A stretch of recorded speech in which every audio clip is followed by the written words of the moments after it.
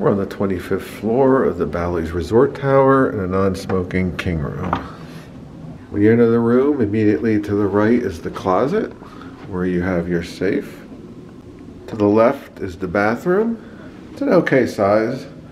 Single sink, toilet, and a shower. Seems clean. Seems like it was remodeled maybe not too long ago. As you enter the room, to the left you have your king-size bed. Dressers on either side. Over by the bed, there are no outlets convenient to the bed if you want to plug your phone in at night next to the bed. There's nothing on the lamps or on the clock radio. On the right hand side you have your TV. It's a pretty large size for the size of the room. Another dresser with drawers, but you also have a refrigerator that you can put your own things in. There is no mini bar in this room. There is no coffee maker as well. I know a lot of people want to know if there's a coffee maker in the room. Coming into the room on the right, you have a nice large desk. Next to the desk, you do have outlets and USB ports.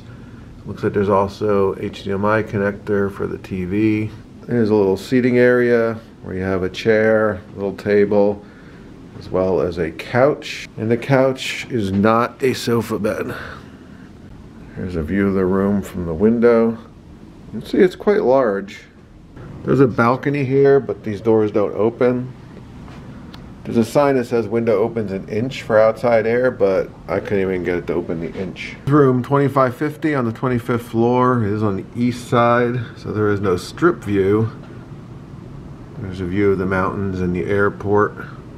And this is the view at night. See a line of planes coming in there, landing.